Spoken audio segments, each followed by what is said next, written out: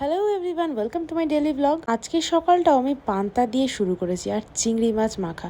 তোমরা যদি কোনোদিনও না খেয়ে থাকো, খেয়ে দেখো। আমার মায়ের এক্সপ্রেশনটা দেখো এখানে, এটা দেখলেই বুঝতে পারবে যে কতটা ভালো খেতে হয়। আমার তো ভীষণ প্রিয়। আর এখানে দুটো বাচ্চা আমার বাড়িতে এসে জেদ করেছে যে থামস আপ খাবে, কারণ কি ওরা আগের দিন দেখে গেছে।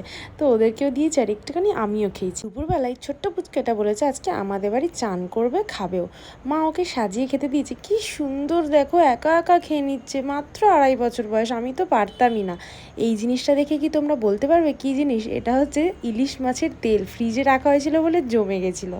গরম ভাতের সাথে খেতে কিন্তু দারুণ লাগছিল। আজকে দুপুরবেলা অনেক দিন পর ঘুমিয়ে পড়েছিলাম, আর ঘুম থেকে উঠে আমার স্কিনটা কি ফ্রেশ লাগছে। সত্যি সত্যি যে কবে এরকম গ্লাস স্কিন হবে কে জানে। বিকেলবেলা আমার বান্ধবী আমার জন্য চুরমুন এনেছিল, আর রাতে ডিম পোচা রুটি খেয়ে আজকে ডিনারটা শেষ করলাম। আমার ব্লগ দেখতে কেমন লাগছে তোমরা কিন্তু আমাকে কমেন্টে জানিও, আর ভালো লাগলে চ্যানেলটাকে সাবস্ক্রাইব করে দিও। দেখা হচ্ছে নেক্সট ব্লগে, টাটা।